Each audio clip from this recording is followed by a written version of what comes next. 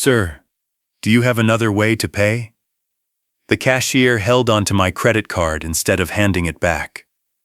I pulled out a second one, declined. Then a third. Same result. The line behind me fell strangely quiet as I reached for my phone to call the bank. "Don't waste your time, Dad." My only son, Nathan Callahan, walked toward me with the confidence of someone who believed the situation was already settled. "I canceled every one of your credit cards this morning," he said. "From now on, I'll decide what you can spend." He smiled like the conversation was over. It wasn't, because Nathan had spent months planning how to control my money, without realizing he'd never actually found where it was. For years, people assumed I was one of those retired men who had done well enough to live comfortably, but not much more. I never corrected them. My house was paid off, my truck was 8 years old, and I still compared prices before buying groceries. Flashy wealth never interested me. Building something that lasted did. I spent 42 years turning a small industrial supply warehouse into one of the largest HVAC distribution companies in Middle Tennessee. The long days, missed holidays, and constant pressure were worth it because I believed I was creating security for the people I loved. When I finally stepped away from running the company, I wasn't chasing golf courses or expensive vacations. I wanted quieter mornings, fewer meetings, and more dinners with my family. My only son, Nathan Callahan, had chosen a different path. He built a successful career as a wealth advisor, helping affluent families manage investments and retirement portfolios. I was proud of him. Watching your child become successful is supposed to feel like crossing the finish line. Somewhere along the way, though, his confidence slowly turned into certainty. He stopped asking for my opinion and started explaining how money should be managed, as if 4 decades of building businesses couldn't compete with a few years of advising clients. His wife, Elise Callahan, never openly challenged me, but she had a way of agreeing with Nathan that made every conversation feel one-sided. Whenever finances came up during family dinners, she'd smile politely and say things like, "Nathan works with this every day," or "Things are different now." The words sounded harmless, yet they quietly moved me from the head of the table to someone everyone expected to simply nod along. The only person who never treated me differently was my granddaughter, Chloe Callahan. She didn't care about investment portfolios or retirement strategies. To her, I was just Grandpa, the man who never missed her soccer games and always kept chocolate chip cookies in the kitchen. Being around her reminded me that respect isn't measured by bank accounts. Looking back, I can see the warning signs I ignored. Nathan asked more questions about my accounts than about my health. He seemed unusually interested in how I paid my bills, where I kept important documents, and whether I still handled everything myself. At the time, I convinced myself he was simply looking out for me. Standing in that grocery store with 3 useless credit cards in my wallet, those conversations suddenly meant something very different. If you've been enjoying this story so far, I'd really appreciate you subscribing. Stories like this remind us that respect can disappear quietly, but sometimes it comes back when people least expect it. Now let me tell you what my son did next. By the time I pulled into my driveway, my phone still hadn't connected me to anyone at the bank. Every call ended with another automated message telling me my wait time was longer than expected. I was halfway to my front door when a black SUV rolled in behind me. Nathan stepped out carrying a leather portfolio tucked neatly under his arm, looking less like my son and more like a man arriving for a client meeting. "I figured you'd have questions," he said before I could speak. "I have one," I replied. "Why were all 3 of my cards canceled?" Instead of answering, he walked into the house as though he already had permission. He placed the portfolio on my dining room table, opened it, and spread out several neatly organized papers. Credit card statements, monthly spending summaries, notes highlighted in yellow. It looked less like concern and more like a case someone had spent weeks preparing. "I've been reviewing your finances," Nathan said calmly. "You're making unnecessary purchases, You're still handling everything yourself, and you're refusing to simplify your accounts. At your age, that's risky. I pulled out a chair without saying a word. He mistook my silence for agreement. I contacted the card companies this morning, he continued.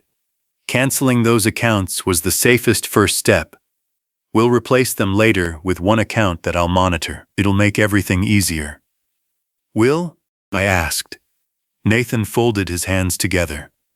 Dad, this isn't easy for me either, but somebody has to make responsible decisions before something serious happens. I looked down at the paperwork again.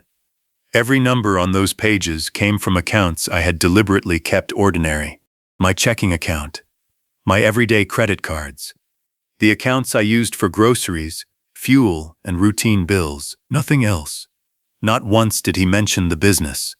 Not once did he mention the trusts. Not once did he ask whether those papers represented everything I owned. He had reached a conclusion using only the small piece of the picture he believed was the whole thing. You really think you understand my finances? I finally asked. Nathan didn't hesitate. I know enough. There wasn't any arrogance in his voice anymore. There was certainty, and certainty is far more dangerous. Then he slid a single sheet across the table. I've already drafted a plan, he said. Starting next month, every major financial decision goes through me. It's simply time to let someone qualified take over. I stared at the page for several seconds before setting it back down exactly where he'd placed it. For the first time all day, I wasn't thinking about the grocery store. I wasn't thinking about my credit cards. I was thinking about how confidently my own son had confused access with authority. I didn't argue. I didn't raise my voice. I simply thanked him for stopping by.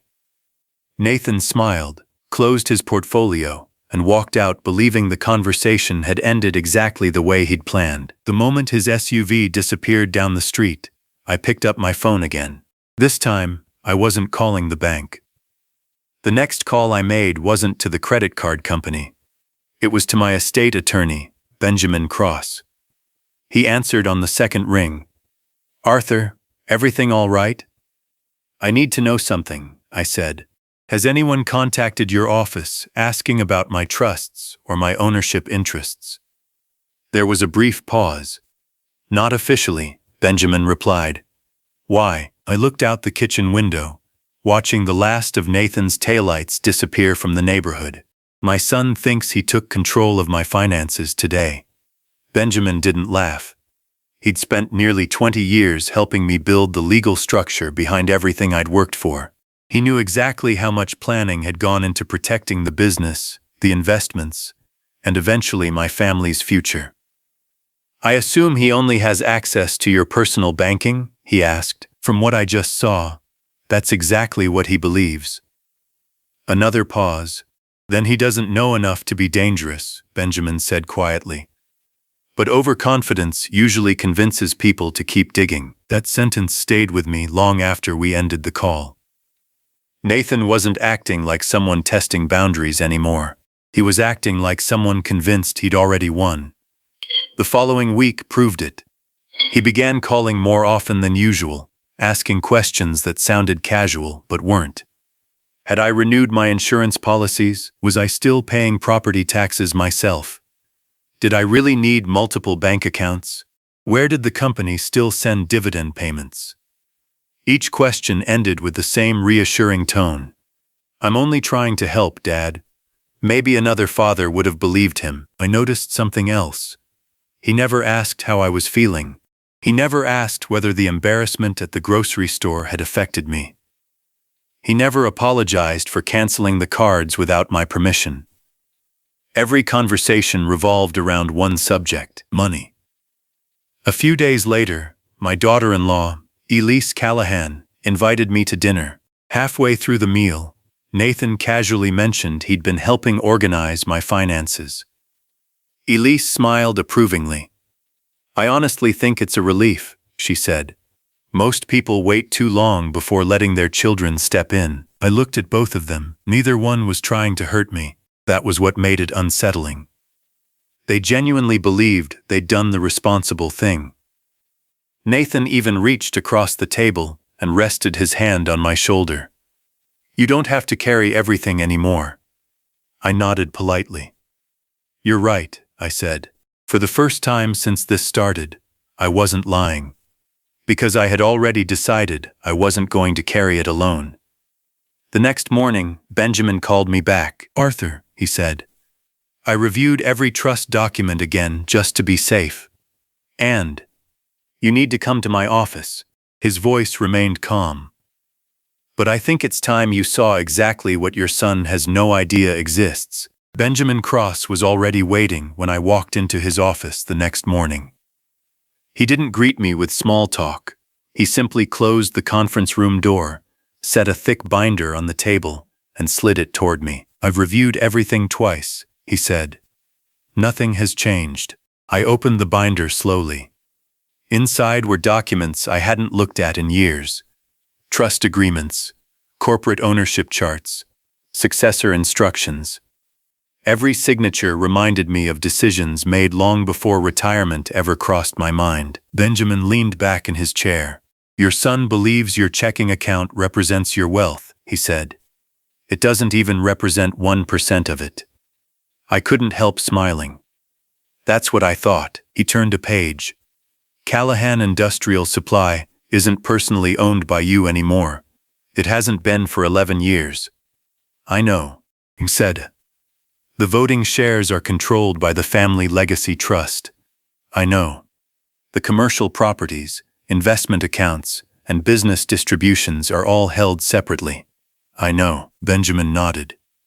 Then we're dealing with a perception problem, not a legal one. That sentence stayed with me. Nathan hadn't stolen anything. He hadn't gained control of a single asset. He simply believed he had. The danger wasn't what he'd done. It was what he was willing to do because of that belief. Benjamin slid another document across the table. There's something else. It was a list of people legally authorized to make decisions if I ever became medically or mentally incapable.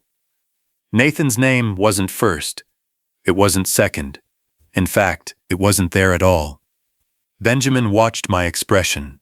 You asked me years ago to remove him. I'd almost forgotten. After a disagreement over one of the company's expansion projects nearly a decade earlier, I decided that financial responsibility and family relationships should never depend on the same person. It hadn't been punishment, it had been protection. I appointed people who would challenge each other, I said quietly. And that's exactly why the system still works, Benjamin replied. For a few moments, neither of us spoke. Finally, he folded his hands. What do you want to do? I don't want to embarrass my son. Benjamin raised an eyebrow. But I also can't allow him to believe authority comes from confidence instead of responsibility. Benjamin smiled slightly. I thought you might say that. He reached into another folder and removed a cream-colored envelope. Richard Hanley called this morning. The bank? He wants to meet next week. Apparently Nathan has already been asking questions that private bankers don't usually hear from someone without authorization. That caught my attention. What kind of questions? Benjamin looked directly at me. The kind that suggest he thinks he's already in charge. For the first time since the grocery store, I realized this wasn't slowing down. Nathan wasn't satisfied with canceling my credit cards. He was already trying to find doors that had never belonged to him. And sooner or later, he was going to discover one that wouldn't open. I left Benjamin Cross's office carrying far more than a binder full of legal documents. I carried certainty. Nathan hadn't uncovered some hidden weakness in my finances. He had built an entire plan around assumptions that were never true. As I drove home, I kept thinking about the confidence in his voice at my dining room table. It wasn't the confidence of a son trying to protect his father. It was the confidence of a man who believed he'd already replaced him. Correcting him with one conversation suddenly felt too easy. If I simply laid every document in front of him, he'd see the truth, but he might never understand the lesson behind it. That afternoon, I drove to Percy Warner Park to meet my oldest friend, Samuel Pierce. We'd known each other for more than 30 years, long before either of us retired. Samuel had spent most of his career as a federal bankruptcy judge. He'd watched families destroy businesses, fortunes, and lifelong relationships, not because they lacked money, but because they confused entitlement with authority. After listening quietly to everything that had happened, from the grocery store to the canceled credit cards, he remained silent for several seconds, studying the lake instead of looking at me. Finally, Samuel spoke. "Arthur, your son doesn't need another lecture about money." He picked up a small stone and skipped it across the water. "He needs to discover the limits of his own authority." I asked him what he meant. He turned toward me and smiled. "Right now, Nathan believes every decision he's making proves he's the smartest man in the room. If you stop him today, he'll blame your pride. If you let him keep walking, sooner or later he'll run into a door he can't open. And when that happens, the truth won't come from you. It'll come from reality." His words stayed with me during the drive home. I realized I'd been preparing to defend myself when there was nothing to defend. The business was secure. The trusts were secure. My estate plan was secure. The only thing truly at risk was the relationship between a father and his son. Losing my temper wouldn't protect that relationship. Neither would humiliating Nathan in private. If he was ever going to understand what leadership actually meant, he would have to face the consequences of believing confidence was the same thing as control. That evening, I made a decision that surprised even me. I stopped correcting Nathan's assumptions. When he called to ask another question about my accounts, I answered politely. When he confidently explained how he planned to streamline my finances, I simply listened. Every conversation convinced him he was moving one step closer to taking charge. He never noticed that I had stopped arguing because I had already chosen a different path. I wasn't preparing for another family disagreement anymore. I was preparing for the moment when the truth would reveal itself without me having to raise my voice. Over the next 2 weeks, Nathan's confidence grew with every conversation we had. He stopped asking whether I needed help and started informing me what he intended to do next. He recommended closing unnecessary accounts, consolidating banking relationships, and simplifying my financial life. Each suggestion sounded perfectly reasonable on the surface, but I noticed something more troubling. He no longer spoke to me like a father who had spent a lifetime making difficult decisions. He spoke to me like a client who simply hadn't accepted reality yet. The more I listened, the more convinced he became that I had quietly surrendered control. A few days later, Elise invited me to dinner, insisting it had been too long since we'd all sat down together. The evening began pleasantly enough. Chloe talked excitedly about school, Nathan discussed the stock market, and Elise served one of my favorite meals.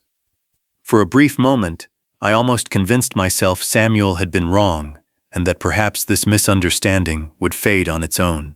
Then Nathan set his fork down, looked around the table, and casually announced that he had already started organizing my finances because someone needed to think about the future. No one questioned the statement. Elise simply smiled and nodded, as though the decision had already become part of the family. What surprised me wasn't Nathan's confidence. It was how naturally everyone accepted it. They spoke about my future as though I were no longer sitting at the table. They discussed simplifying my estate, reducing my responsibilities, and eventually transitioning everything into younger hands. Every sentence was wrapped in concern, yet underneath that concern was an assumption I couldn't ignore. Somewhere along the way, they had stopped seeing me as the man who built the family's security, and started seeing me as the obstacle standing between them and managing it. I let the conversation continue without interruption. I asked questions instead of making arguments. The more comfortable Nathan became, the more details he volunteered. He mentioned speaking with people at the bank, researching ownership records, and exploring ways to streamline the business if anything unexpected happened to me. Listening carefully, I realized his confidence no longer came from knowledge. It came from the belief that nobody would ever challenge what he thought he knew. That belief was becoming stronger every day, and with it came mistakes he couldn't yet see. As I drove home that night, my phone rang. It was Richard Hanley, the executive vice president of private banking. His voice was professional, but there was an urgency I hadn't heard before. "Arthur," he said quietly, "I think we need to schedule a meeting. Your son asked us for something this morning that raises several concerns." I slowed the truck to a stop before answering. "What exactly did he ask for?" Richard paused for a moment. "He wanted access to information that only one person in your family has the legal authority to see." Until that moment, Nathan had only been acting like he controlled my finances. Now, he was about to find out the difference between believing you have authority and proving that you do. Richard Hanley asked me to meet him the following morning before the bank opened to the public. His office overlooked downtown Nashville, but neither of us spent much time admiring the view.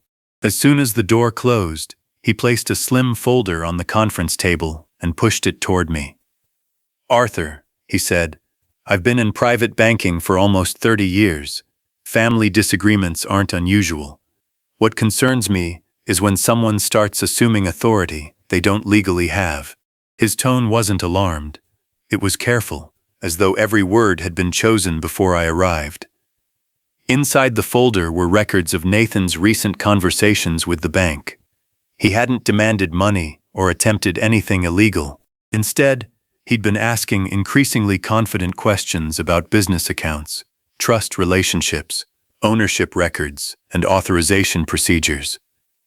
Individually, none of the questions crossed a legal line.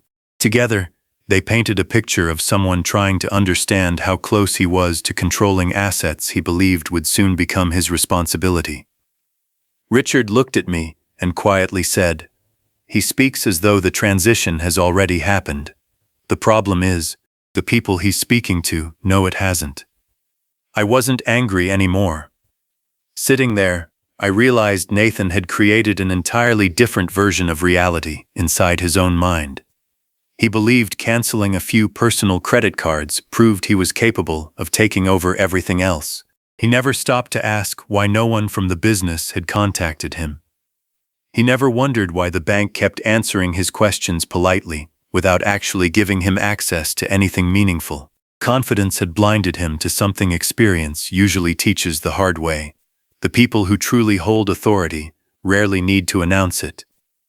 Richard closed the folder and folded his hands. "There's another reason I wanted to see you." He explained that Nathan had requested a formal meeting the following week. According to him, it was time to discuss the family's long-term financial management and ensure everyone understood the new direction. Richard smiled faintly before adding, "He specifically asked that representatives from the bank and your legal team attend. I don't think he realizes what kind of meeting he's actually creating." For the first time since the grocery store, I found myself smiling too. I looked out the window for a long moment before answering. "Then let's all be there." I wasn't smiling because Nathan had made a mistake. I was smiling because, without realizing it, he'd just chosen the only room where assumptions couldn't survive, and where the truth would finally have to speak for itself. The conference room at Prass and Harlan Estate Law was already occupied when I arrived. Benjamin Cross sat beside Richard Hanley, quietly reviewing a stack of documents. Across the table, Nathan and Elise Callahan looked unusually confident. Nathan even stood to shake my hand, smiling as though this meeting would simply confirm everything he'd been saying for weeks. He thanked everyone for coming before explaining that his only goal was to make sure my finances were properly managed going forward. Listening to him, you would have thought the transition had already taken place. He spoke with absolute certainty, never once questioning whether the foundation beneath that certainty actually existed. Nathan began outlining his proposal with the confidence of someone presenting to important clients. He explained why my accounts should be consolidated, why the business needed stronger oversight, and why it was time for him to become the family's primary financial decision-maker. Every sentence sounded polished. Every recommendation sounded practical. Elise nodded beside him, occasionally adding that the changes would simply make life easier for everyone. Neither of them noticed that Benjamin and Richard hadn't interrupted a single word. They weren't agreeing. They were waiting. Sometimes silence reveals more than disagreement ever could. When Nathan finally finished, the room became completely still.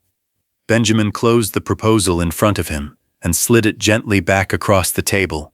"Nathan," he said calmly, "before we discuss management, we need to establish one thing." He opened a different binder and placed several certified documents in the center of the table. "Everything you've presented assumes your father personally owns and directly controls these assets. That assumption is incorrect." Nathan frowned for the first time all morning. Benjamin continued without changing his tone. "The company, the commercial properties, the investment holdings, and the controlling interests are governed by legal structures that were established years before any of this happened." Nathan looked toward Richard Hanley as though expecting the bank to disagree. Instead, Richard quietly slid forward another folder. "Our records confirm exactly what Mr. Cross has explained," he said. "Your father's personal checking account and credit cards represent only his everyday banking relationship. They do not grant visibility into the ownership structures you've been asking about, because those structures operate independently under existing legal authority." Nathan's expression changed almost instantly. For the first time since this began, confidence gave way to confusion. He wasn't being challenged by opinion anymore.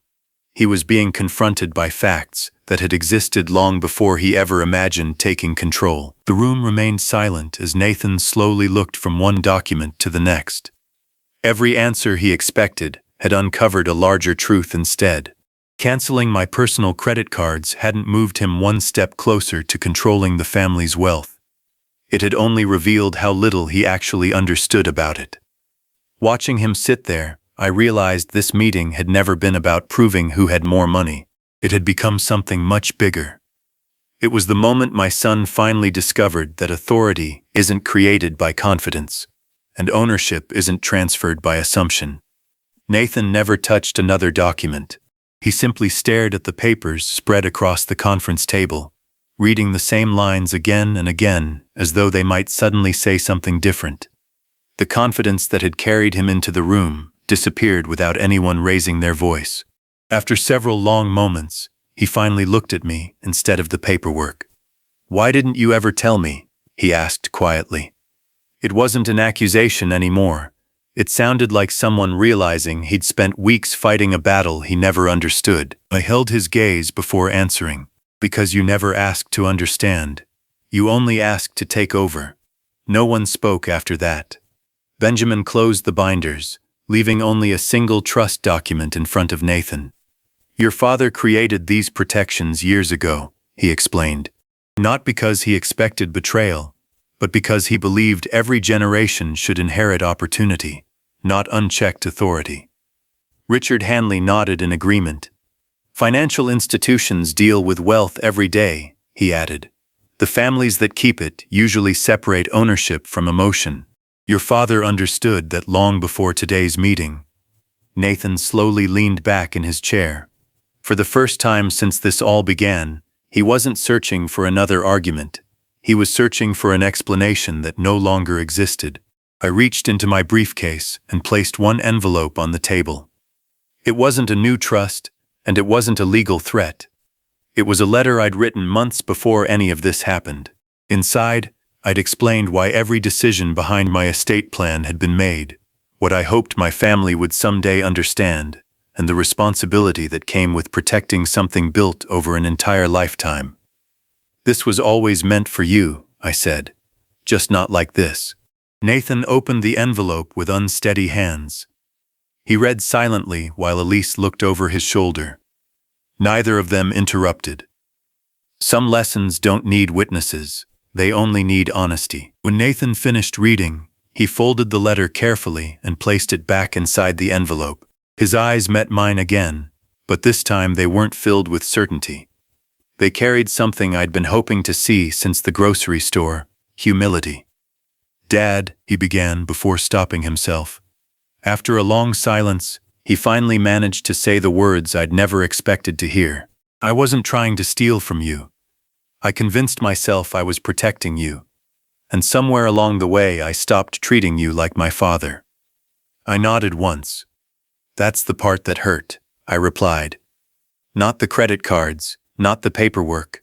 The moment my own son decided experience no longer mattered. We left the conference room together, but nothing felt the same as when we'd walked in. Nathan no longer believed control belonged to the loudest voice or the boldest plan. He understood that real authority is earned over decades, protected through wisdom, and lost the moment pride replaces respect.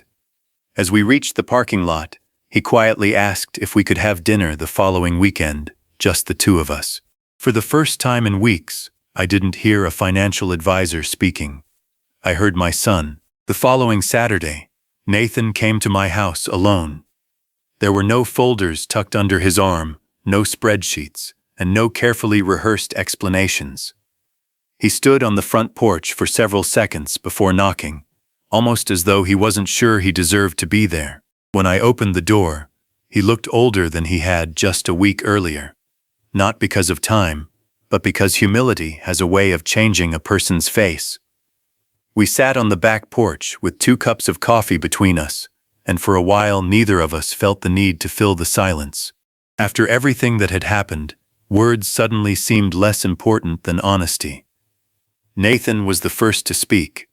He admitted that once he started managing wealthy clients, he slowly convinced himself that professional knowledge automatically made him wiser than the people around him. Every successful investment, every satisfied client, and every promotion fed the belief that experience could be replaced by education. Looking back, he realized he had stopped seeing me as the man who spent 4 decades building something from nothing. Instead, he saw an aging father who needed someone younger to take over. "I never noticed when confidence became arrogance," he said quietly. "By the time I canceled those cards, I'd already convinced myself I was doing the right thing." I told him something I'd learned long before either of us entered the financial world. Money has never been the hardest thing to build, trust is. Businesses recover from bad decisions. Investments recover from market crashes. Even fortunes lost can sometimes be earned again. But once the people closest to you begin believing they no longer need your wisdom, repairing that relationship becomes far more difficult. I explained that the trusts and legal structures had never been designed to keep my family away from the money. They existed to protect the family from making emotional decisions with it. Wealth was never the inheritance I cared about most. Judgment was. Nathan apologized again, but this time I didn't answer with another lesson. I simply reached across the table and handed him the truck keys. "Come on," I said. We drove to the original warehouse where Callahan Industrial Supply had begun more than 40 years earlier. It wasn't much to look at anymore, but I wanted him to see the place where everything started.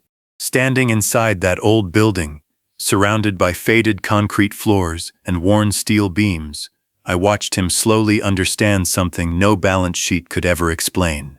Before there were trusts, investment accounts, or successful businesses, there had only been long days, difficult choices, and a man willing to risk everything for his family's future. As we locked the warehouse for the last time that afternoon, Nathan quietly handed the keys back to me.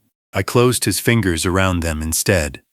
"Not yet," I said with a smile. "One day they will be yours, but when that day comes, I don't want you to inherit what I built." He looked at me, confused.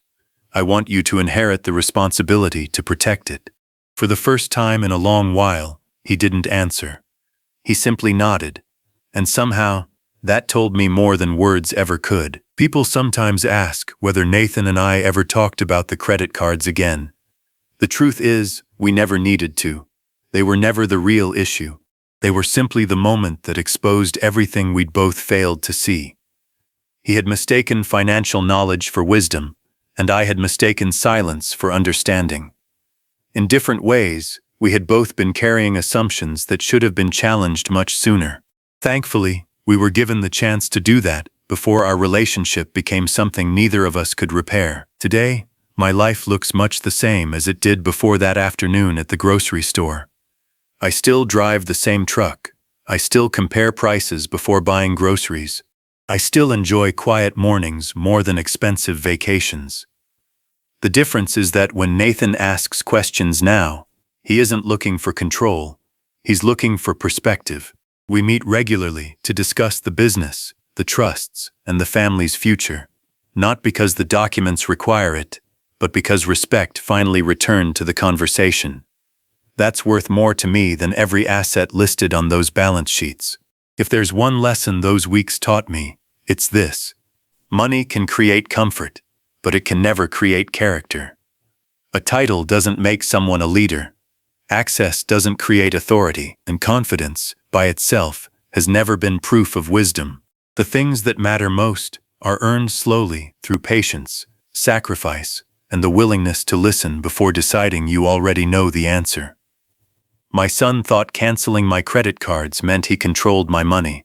In the end, he discovered the greatest thing I ever protected wasn't the fortune I'd built. It was the family I hoped would be wise enough to deserve it.